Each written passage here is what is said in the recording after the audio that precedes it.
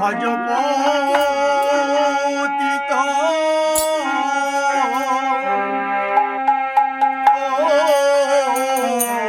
ধার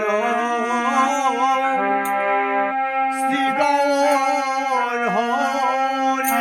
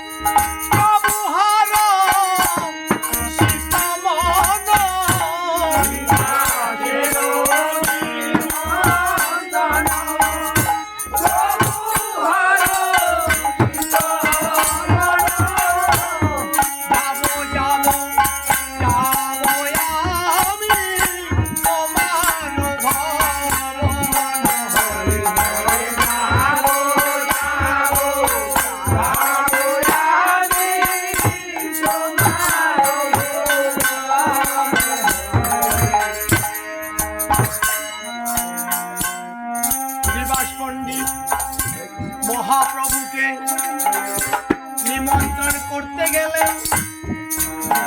প্রভু আমার ঘরে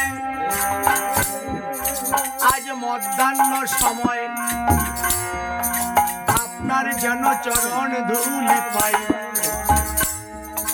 এদিকে নিমন্ত্রণ করতে গিয়ে দেখে আমার প্রভু সেজে গুজে বসে আছে,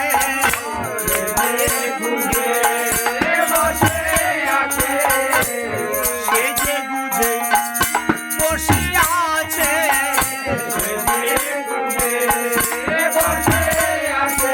আজ তোমার ঘরে যাব বলে সেজে গুজে বসে আছে, তোমার ঘরে যাব বলে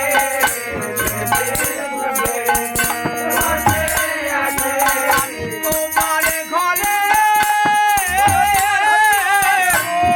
যাব বলে আমার হয়ে ঘরে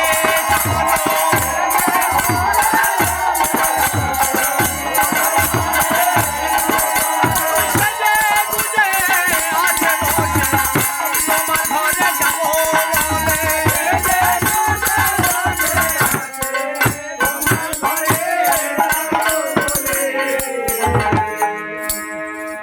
মহাপ্রভু বললেন, শ্রীবাস আমি তৈরি হয়ে বসে আছি তোর ঘরে যাব বলে, তুই আমায় তোর ঘরে নিয়ে চল। আমি আশা করে বসে আছি, সেজে গুজে বসে আছি। মহাপ্রভু যখন এই কথা বললেন, প্রভুর কথা শুনে শিবাস আর দেরি করলেন না। শিবাস তাড়াতাড়ি প্রভুকে মাথায় করে নিলেন। প্রভু লইয়া শিবাস পণ্ডিত ঘরেতে চলিল। প্রভু লইয়া শিবাস পণ্ডিত ঘরেতে চলিল।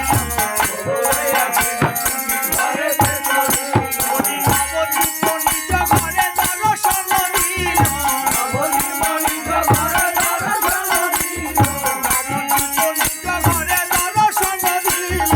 নবদ্বীপ নিজ ঘরে দর্শন দিল। এবার শিবাসের ঘরে যখন শিবাস পণ্ডিত প্রভুকে নিয়ে যখন উপনীত হলেন, প্রভুকে দর্শন করে শিবাস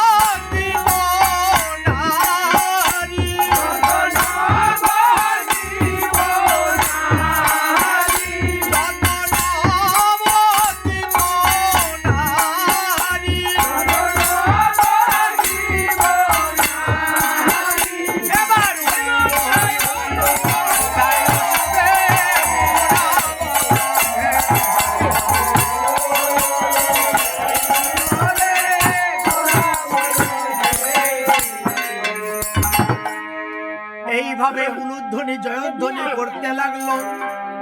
শিবাস বলছে, ওগো ঘরণী গো, আমার ঘরে এসেছে মহাপ্রভু।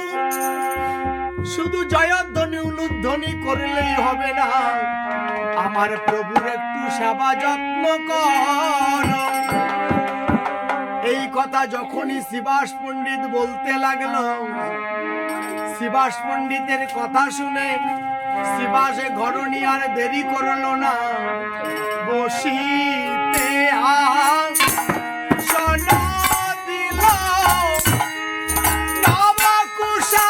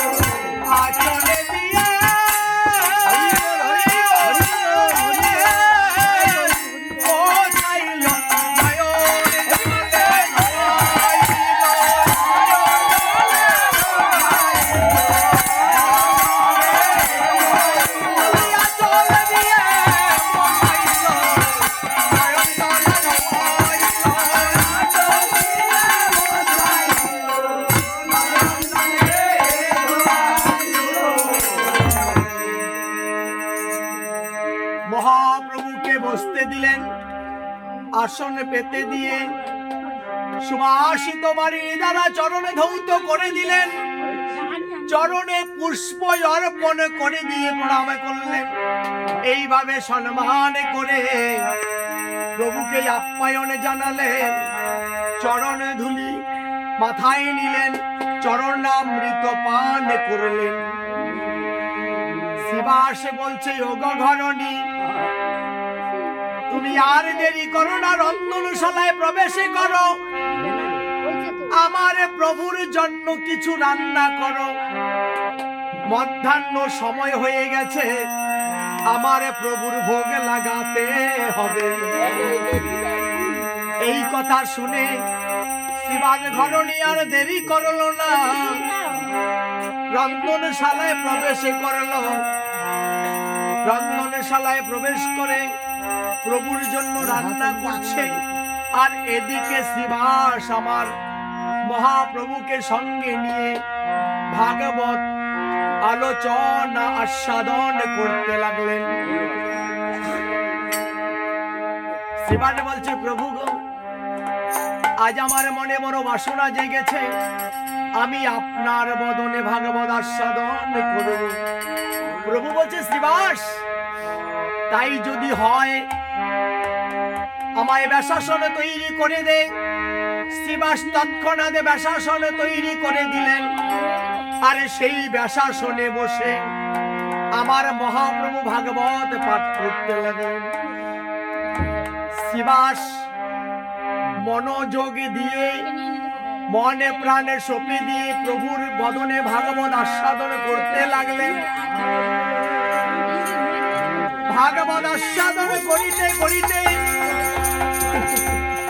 যথা সময় শিবাজ ঘরণী এসে বলতে লাগলেন, প্রভু গো, আমার রন্ধন সমাপ্ত হয়েছে, ভাগবত বিশ্রামে দিন।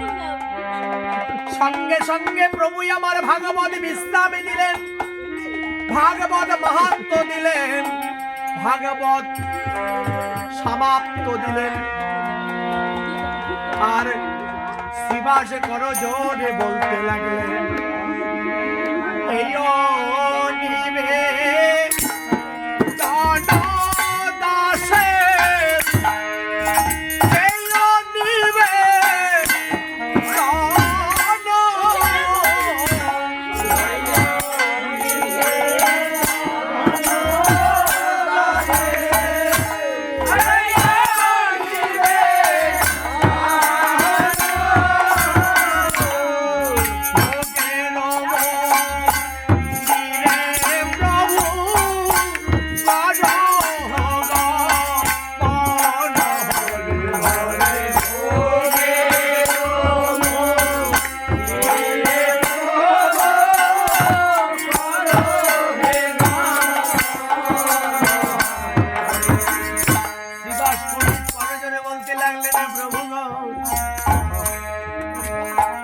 আর বিলম্ব নয়, আপনি ভোগের মন্দিরে প্রবেশ করুন, ভোগ লাগাতে হবে। এই কথা বলে শিবাসে গেল মন্দিরে। শিবাসে গেল মন্দির প্রাঙ্গণে। কেন গেল? প্রভু যে যাবে, প্রভুর আসন তৈরি করিতে হবে। এবার শিবাস মন্দিরে প্রবেশ করে, শিবাস মন্দিরে প্রবেশ করে শিবাস কি করলেন? বসিতে আসন দিলেন, বাবা কুশা সন বসিতে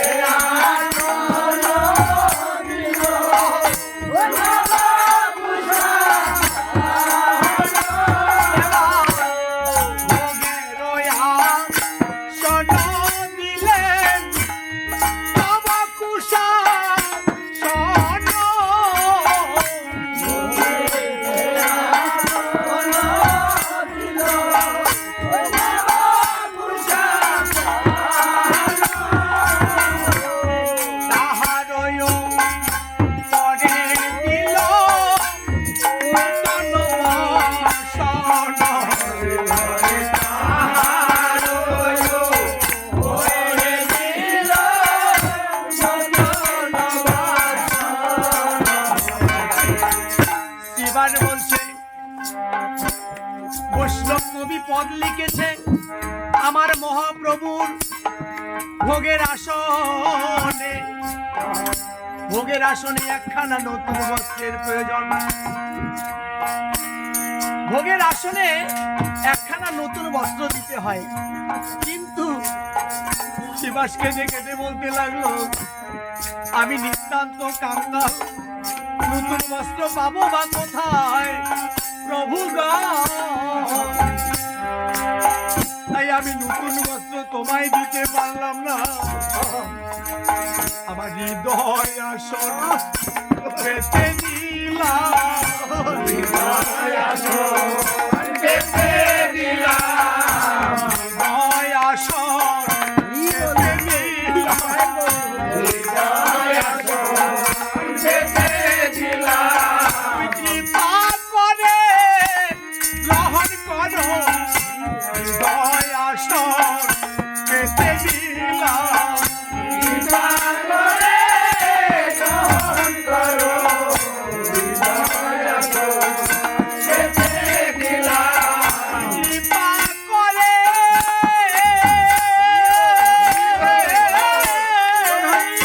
গ্রহণ করো। এই মিনতি জানাই তোমায়,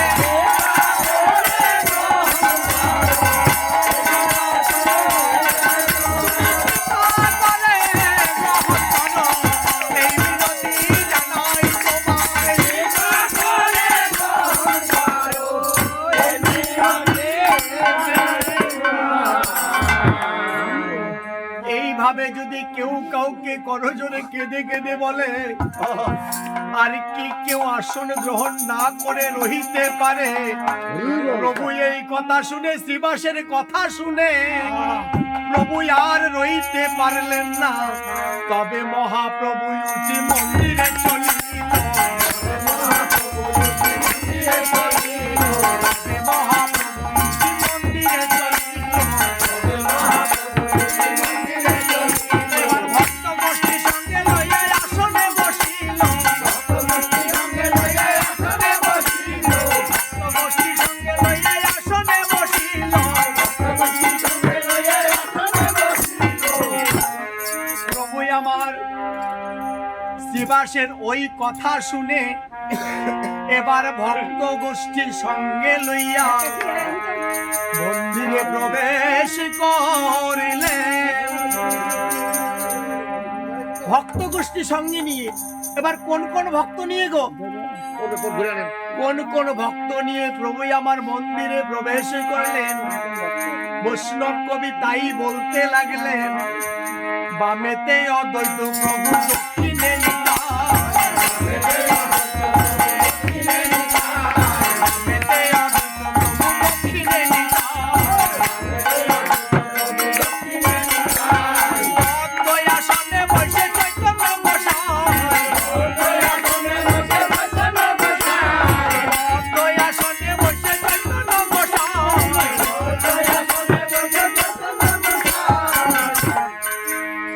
কোন কোন ভক্ত?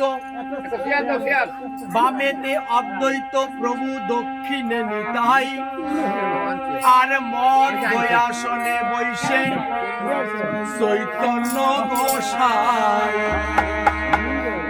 আবার ডাইনে বামে বৈশে যত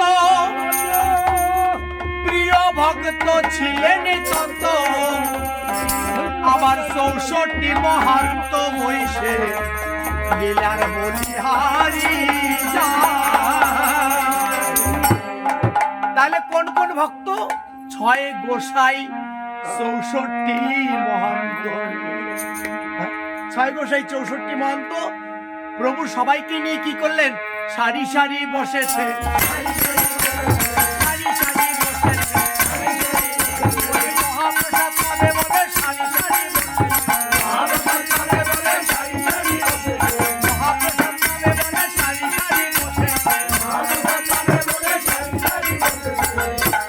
এবার ভক্তরা সারি সারি বসে গেলেন।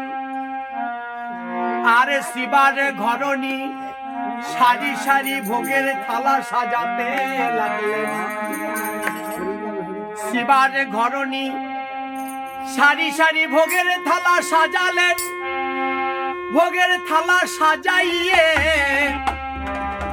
থালাগুলো ঢেকে ঢেকে মন্দির ঘরে প্রবেশ করে আমার মহাপ্রভু এবং সকল ভক্তকে একটি করে থালা দিতে লাগলেন। বৈষ্ণব কবি বলতে লাগলেন যে ওই থালাগুলো যে শিবার ঘরণে থালাগুলো যে সবাইকে দিচ্ছে, ওই থালাগুলো কি খালি থালা আছে? নিশ্চয়ই নয়, থালার মধ্যে না জানি কিবা বস্তু আছে। তাই বৈষ্ণব কবি লক্ষ্য করছে কি আছে থালার মধ্যে, কি আছে। তাই লক্ষ্য করে করে বৈষ্ণব কবি এই মধ্যাহ্ন লীলা লিপিবদ্ধ করতে লাগলেন। সাকসু কথায় অন্য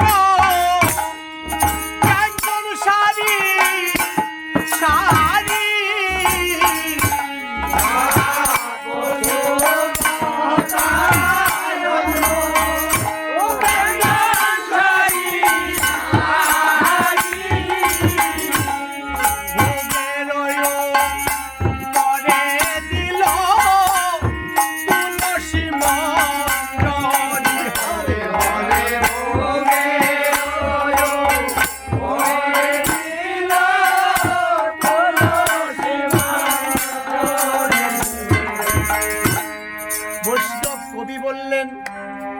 এই ভোগারতি মহাপ্রভুর যদি ভোগ লাগাতে হয় তাহলে সর্বপ্রথমেই প্রয়োজন হবে কি প্রয়োজন হবে? প্রথমে বলেছেন শাক, তারপরে বলেছেন শুকতা। এই শাক শুকতা অবশ্যই লাগবে। ভোগ লাগাতে গেলে শাক শুকতা অবশ্যই লাগবে। আর বাকি ব্যঞ্জনের কথা বলা হয় না, যার যেমন সমর্থন সে তেমনই সাজাবে। এইভাবে যখন সাজালেন, সাজানোর পর দেখতে পেলেন ভোগের উপরে একখানা তুলসীর মঞ্জরি দেওয়া আছে। তাহলে ভগবান কি ভালোবাসে? তুলসীর মঞ্জরিকে ভালোবাসে। মঞ্জরি কাকে বলে? তুলসীর একটি পাতাকে বলে পত্র, একের অধিক একসঙ্গে থাকলে বলে দল, আর দলের উপরে যেটা থাকে তাকেই বলা হয় মঞ্জরি। তাহলে আমার ভগবান কি চেয়েছে? ভগবান চেয়েছে তুলসীর মঞ্জরি, আর তুলসীর মঞ্জরি দিলে ভগবান খুশি থাকে। তাহলে শাক শুকতা অন্ন দিলেন। দেওয়ার পরে সবাইকে ভোগের থালা দেওয়ার পরে আমার মহাপ্রভু এবং সকল ভক্তগণ কি সেবা পেয়েছে? কেউ গ্রহণ করেনি। কেন গ্রহণ করেনি? গঙ্গা জল তুলসী দিয়া ভোগ করল নিবেদন।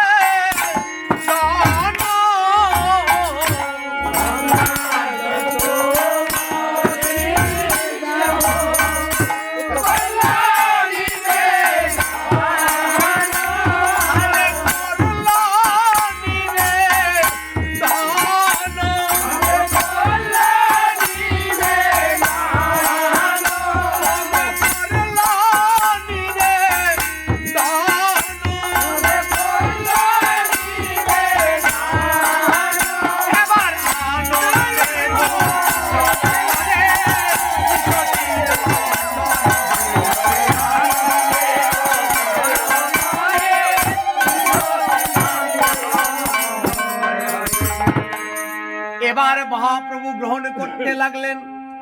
ওই প্রসাদ মহাপ্রসাদে পরিণত হয়ে গেল। যখন প্রসাদ মহাপ্রসাদ হয়ে গেল, তখন মহাপ্রভু এবং ভক্তরা প্রসাদ পেতে লাগলো। উচ্ছিষ্ট বৈষ্ণবের দ্বারা গঙ্গা জলে তুলসীর পত্র নিবেদিত হলে সেই প্রসাদ হয়ে যায় মহাপ্রসাদ। আর তখনই ভগবান প্রসাদ মহাপ্রসাদ গ্রহণ করে। তাহলে এবার মহাপ্রভু মহাপ্রসাদ গ্রহণ করছেন। কি কি কি কি গ্রহণ করছেন? শাক শুকতা অন্ন আর বাকি ব্যঞ্জন যার যেমন সমর্থন তাহলে খাচ্ছে। আর কি কি খাচ্ছে? দধি দুগ্ধ ঘৃত চানা নানাই উপহার,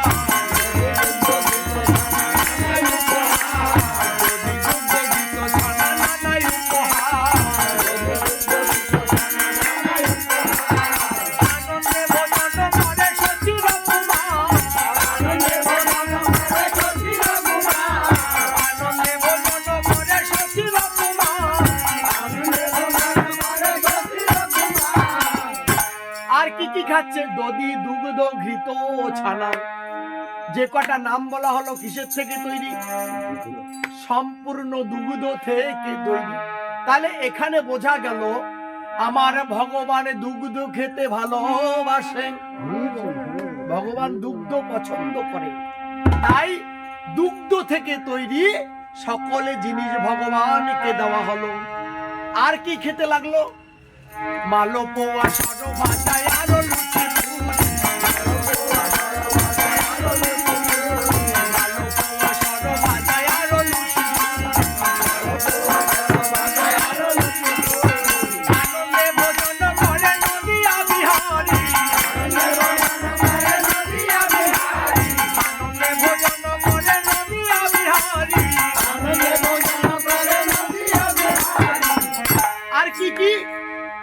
মালপোয়া সরভাজা লুচি পুরি। যে কটা নাম বলা হলো কিসের থেকে তৈরি? সম্পূর্ণ তেলে ভাজা, সম্পূর্ণ তেলে ভাজা। ওই তেলে ভাজার তৈরি আমার ভগবানকে দেওয়া হলো। হরে কৃষ্ণ। এবার ভগবান খেতে শুরু করলো। এত কিছু সেবা দিল, এত কিছু সেবা দিল বটে, কিন্তু সেবা কি সম্পূর্ণ হলো? বৈষ্ণব কবি বলতে লাগলো, শ্রীবাস তুমি যত সেবা দাও না কেন, তুমি যত কিছুই সেবা দাও না কেন, তোমার এখনো প্রধান সেবা বাকি আছে।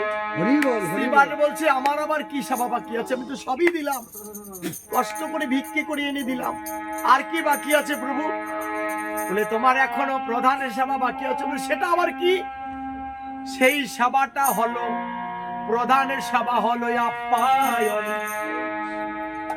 একজনকে নিমন্ত্রণ করে এনে সেই ব্যক্তিকে যদি কোনো কথা বলা না হয়, সেই ব্যক্তিকে যদি অনুরোধ অনুন্নয় বিনিময় প্রার্থনা করা না হয়, তাহলে সেবাটা কখনো পূর্ণ হয় না। যে আজকে ওনার বাড়িতে গিয়েছিলাম, সেবা পেয়েছি বটে, কিন্তু ওনার মনটা ভালো নয়, তাহলে সেবাটা পরিপূর্ণ হলো না। আর আপনি যা দিয়ে সেবা দেন না কেন, সিদ্ধ অন্ন, ডাল অন্ন, যদি মন সরল করে প্রার্থনা কাকুতি মিনতি করে প্রার্থনা করে ওই ডাল অন্ন সেবা দেওয়া যায়, তবে যে ব্যক্তি সেবা করবে সেই সাধুগুরু বৈষ্ণবের সেবা করে একদিন বলবে ওনার ঘরে গিয়ে সেবা করেছিলাম, যা সেবা দিয়েছে তাতে বড় দুঃখ নেই, কিন্তু ওনার মনটা ভালো ছিল, ওনার মনটা খুব ভালো ছিল, তাই সেবাটা কাজে লেগে গেল। তাই প্রধানের সেবা তোমার এখনো বাকি রয়ে গেল। শিবাজি বলছে হায় রে, শিবাস আর শিবানের ঘরণী এই কথা শুনে গলে বস্ত্র দিয়ে মহাপ্রভুর চরণে পড়ে পড়ে কেঁদে কেঁদে বলতে লাগলো, হায় রে প্রভু গো একবার কৃপা, প্রভু প্রভু নাহি জানি পরি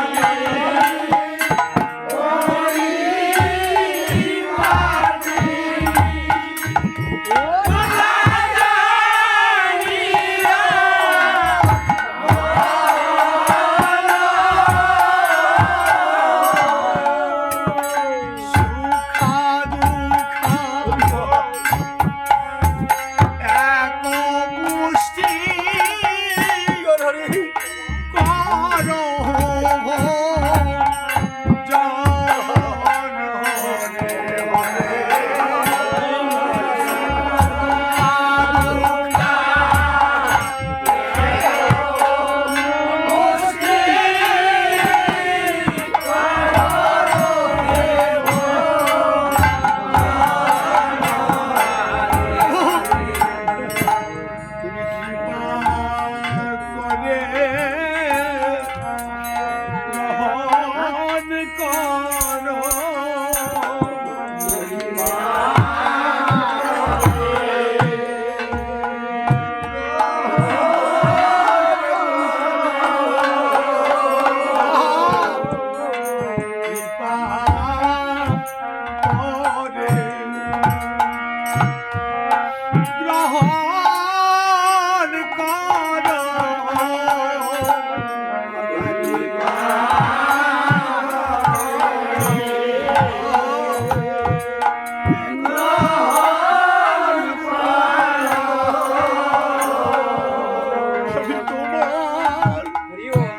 তোমার সেবা জানি না গো, কৃপা করে সেবা গ্রহণ করো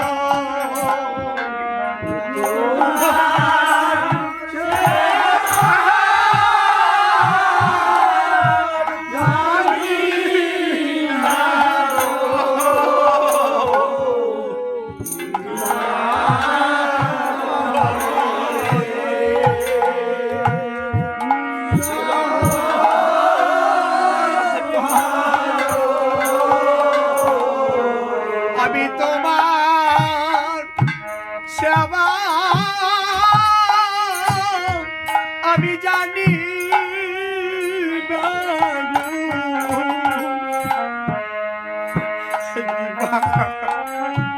করে সেবা গ্রহণ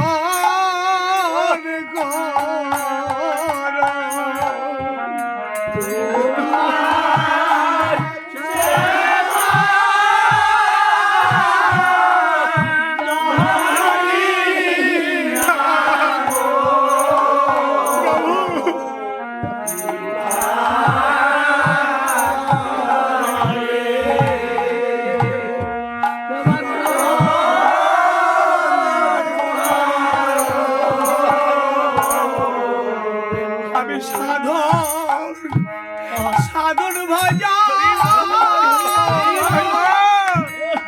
জানি না কৃপা করে সেবা গ্রহণ করো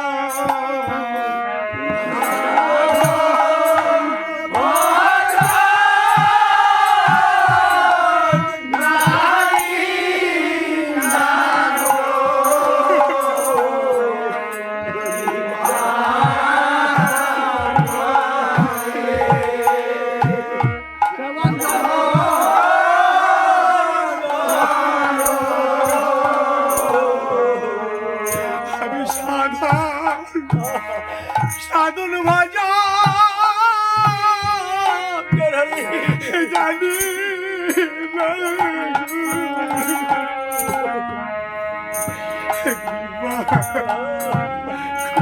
করে গ্রহণ করো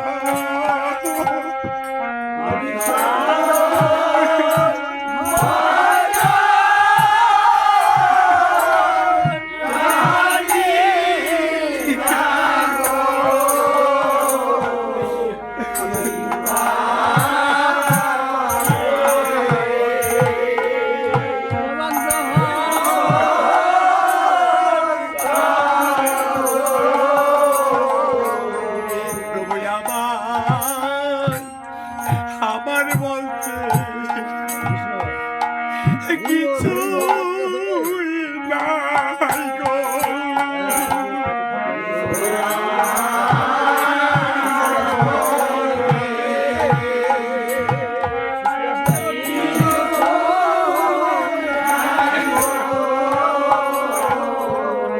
আমি ভিক্ষা ভিক্ষা করে এনেছি আমার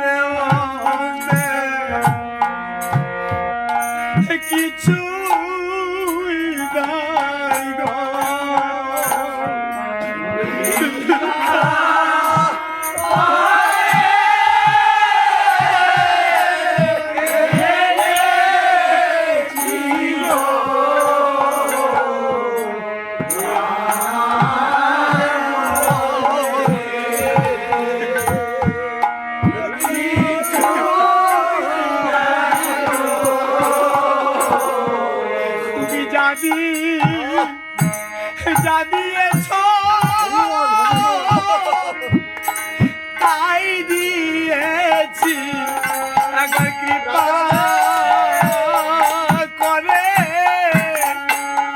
গ্রহণ করো।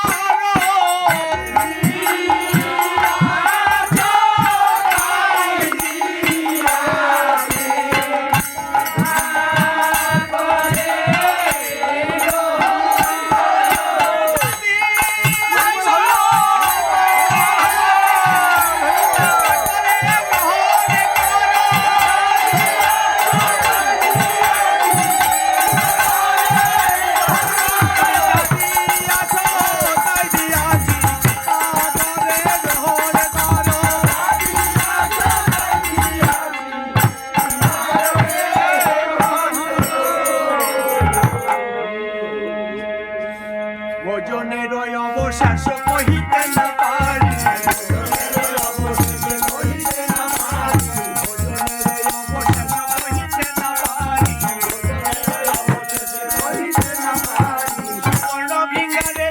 সুবাসিত বাড়ি,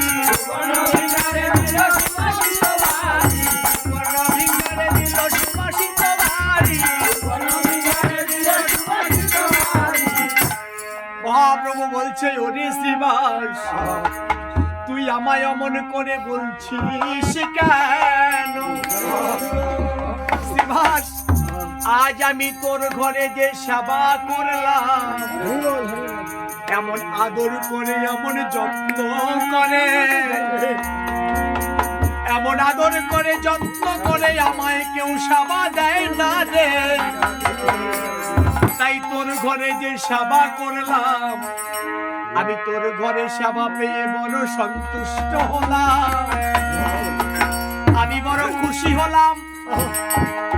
তাই ভোজনের অবশিষ্ট কহিতে না পারি, আমি ভোজনের শেষে কিছুই বলতে পারছি না। আমি যা খেয়েছি, যা গ্রহণ করেছি, শ্রীবাসে তাহাই যেন আমার কাছে অমৃতের মতো লেগে গেল। আমি যা খেয়েছি সব অমৃতের মতো খেয়েছি। হ্যাঁ, তাই তো দেখ, ভোজনের অবশেষ কিছুই রাখতে পারলাম না, আমি একদম পরিষ্কার করে খেয়ে নিলাম। তাতেই বোঝা গেল মহাপ্রসাদ বড় সুস্বাদু হয়েছে। দেখ, আমি বড় শান্তিতে প্রসাদ পেয়েছি। শ্রীবাস, ওইভাবে বলিস নাই আমায়। তাই ভোজনের অবশেষ কহিতে না পারি, মহাপ্রভু ভোজনে করে সুবাসিত বাড়ি ছিল সুবর্ণ ভৃঙ্গারে। সুবর্ণ ভৃঙ্গার হলো মাটির পাত্র, ওই মাটির পাত্রে সুবাসিত বাড়ি ছিল, জল ছিল। সেই জল দ্বারা, সেই বাড়িরই দ্বারা আমার প্রভু আচমন করতে লাগলো। আচমন করিয়া প্রভু বসে সিংহাসনে,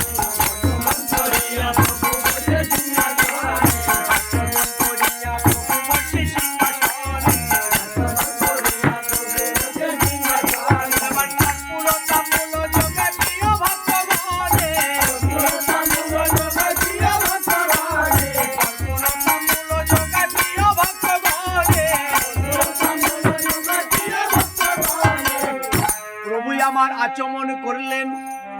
আচমন করে সিংহাসনে বসলেন।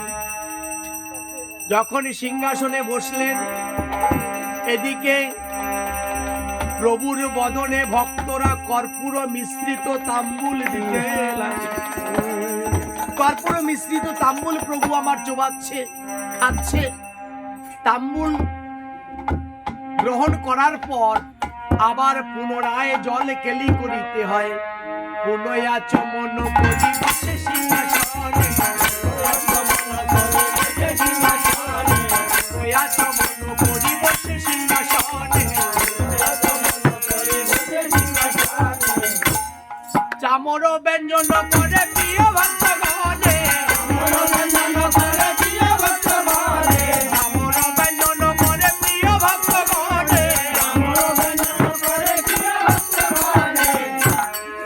আচমন করে প্রভু যখন আবার বসলেন, এবার ভক্তরা চামর ব্যঞ্জন করিতে লাগলেন। যার কাছে যা ছিল, যার কাছে ময়ূর পাখা ছিল সে ময়ূর পাখা, তাল পাখা দিয়ে, যার কাছে কিছুই নেই তিনি আঁচল দিয়ে প্রভুকে হাওয়া করতে লাগলেন। হরি বল। একদিকে বেশি খাওয়া আর একদিকে হলো শীতল হাওয়া। হরি বল। বেশি খেলে কি হয়? ঘুম পায়, আর শীতল হাওয়া পেলে ঘুমটা একটু ভালোই হয়। তাই প্রভু আমার নয়ন মৃদু মৃদু হয়ে আসছে। নরোত্তম ঠাকুর ডেকে ডেকে বলতে লাগলো, প্রভু প্রভু আপনি ঘুমিয়ে পড়ছেন? বলে না না, আমি ঘুমোইনি, ঘুম পাচ্ছে। প্রভু আমার মনে বড় বাসনা ছিল। বলে তোমার আবার কি বাসনা? প্রভু আমার মনে বাসনা ছিল আমি আপনার একটু আরতি করব। তুমি আরতি করবে? তা ঠিক আছে, তুমি আরতি করো, আমি জেগে বসে থাকবো। এদিকে নরোত্তম ঠাকুর আরতি করতে লাগলেন আর প্রভু জেগে বসে থাকলেন। আরতি করে নরহরি শঙ্খ ঘণ্টা হাতে ধরে, আরতি করে নরহরি শঙ্খ ঘণ্টা হাতে ধরে, আরতি করে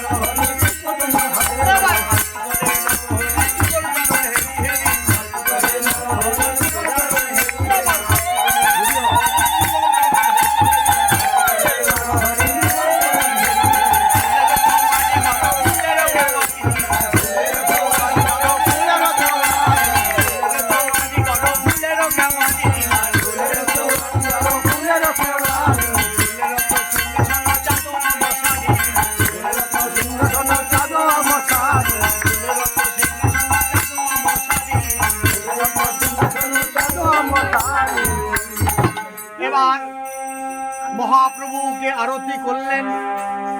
নরোত্তম ঠাকুর আরতি সমাপ্ত করলেন। এবার শ্রীবাস আর শ্রীবাস ঘরণী মনে মনে ভাবতে লাগলেন, এখন আমার মহাপ্রভুকে শয়নে দিতে হবে, প্রভুকে বিশ্রামে দিতে হবে।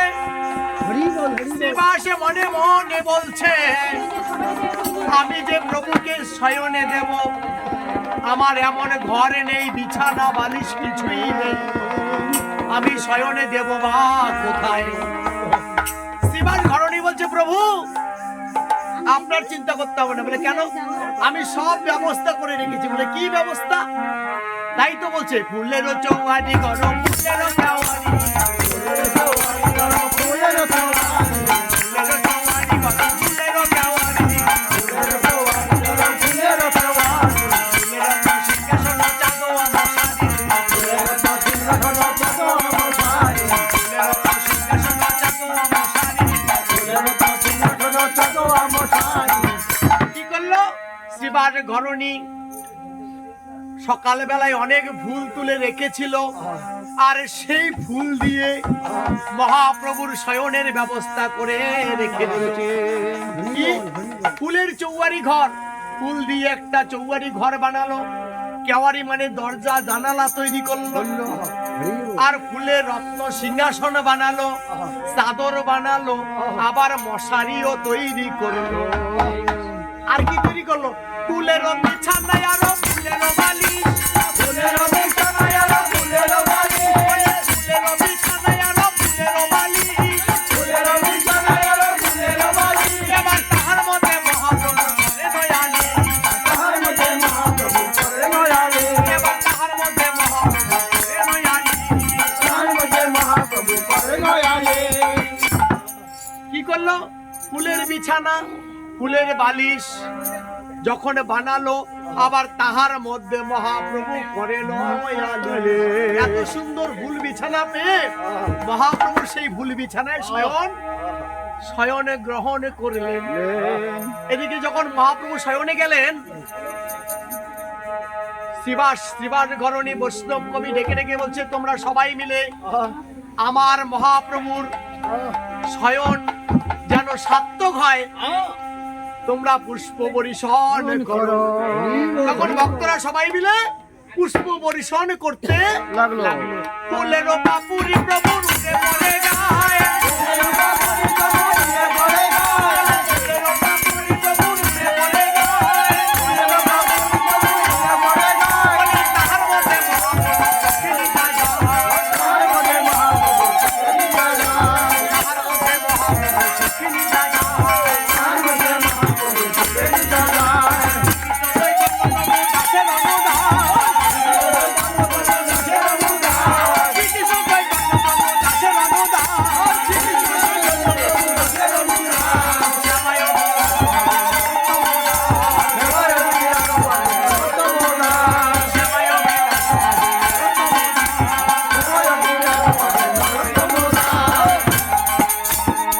বৈষ্ণব কবি নরোত্তম দাস এই কীর্তনটা যিনি লিখেছেন, মধ্যাহ্ন লীলা যিনি লিখেছেন, তিনি হলেন নরোত্তম ঠাকুর। নরোত্তম ঠাকুর এই কীর্তন পরিবেশন করে মহাপ্রভুর কাছে ক্ষমা চাইতে লাগলেন। প্রভু, না জানি পরিবেশন করতে গিয়ে কত ভুল করেছে তোমার চরণে, প্রভু তুমি নিজ গুণে ক্ষমা করে দিও। প্রভু তুমি নিজ গুণে ক্ষমা করে দিও। প্রভু বলতে লাগলেন, ওগো নরোত্তম, তুমি আমার কাছে ক্ষমা চাইছো কেন?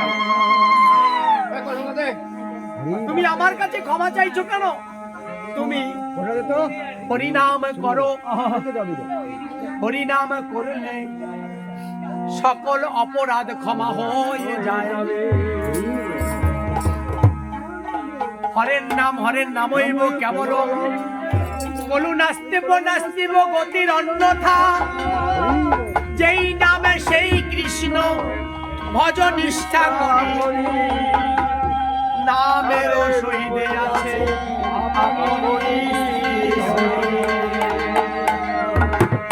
নাম ভজ নামে চিন্ত নাম করো সার, নাম হইতে হইবে জীবের মহিমা হত জীবের হরিনাম ছাড়া গতি নাই, গতি নাই, গতি নাই। নরোত্তম, তুমি হরিনাম করলেই তোমার যত অপরাধ সব ক্ষমা হয়ে যাবে। তাই নরোত্তম ঠাকুর এবার হরিনাম করতে লাগলেন। হরে কৃষ্ণ হরে কৃষ্ণ কৃষ্ণ কৃষ্ণ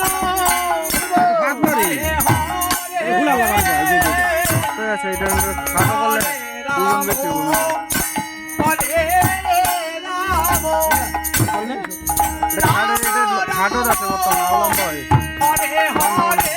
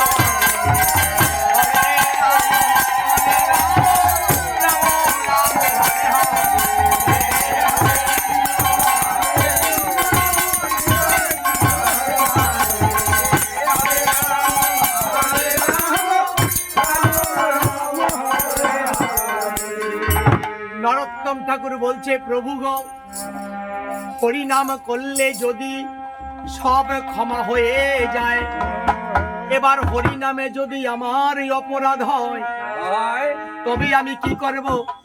প্রভু বললে তুমি নাম পূরণ করো। এবার নরোত্তম ঠাকুর কি করলেন?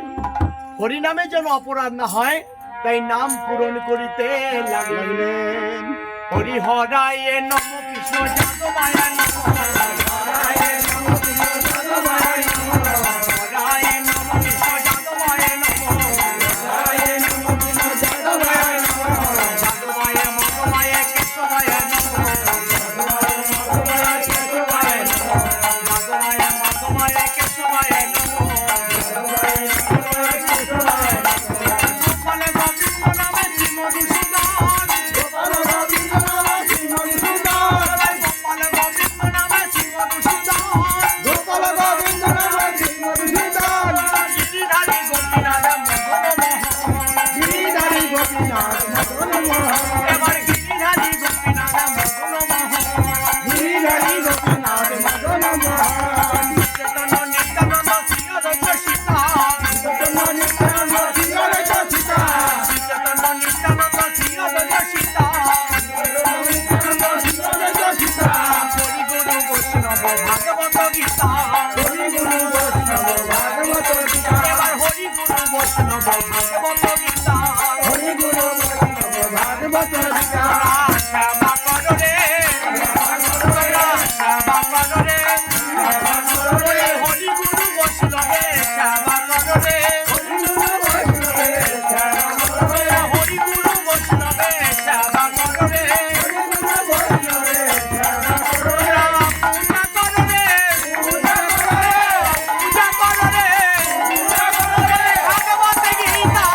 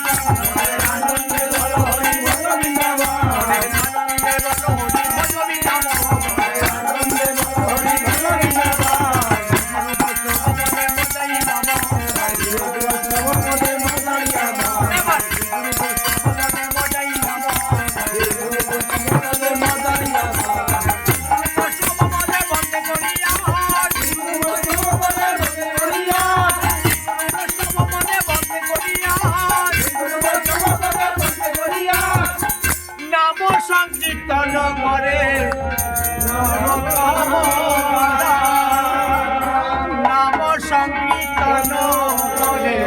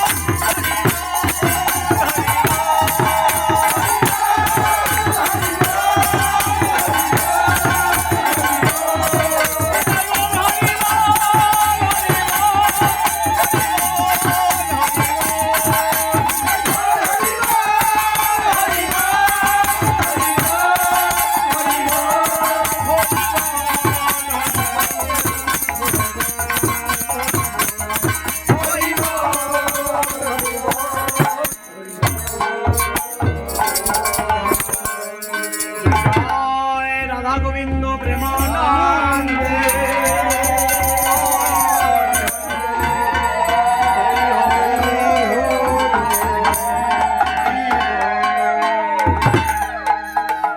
বলিও প্রেম শ্রী কৃষ্ণ বলিল শ্রী চৈতন্য প্রভু মহারাধা রানী কি চৈতন্য মহাপ্রভু কি নিত্যানন্দ মহাপ্রভু কি অদ্বৈত মহাপ্রভু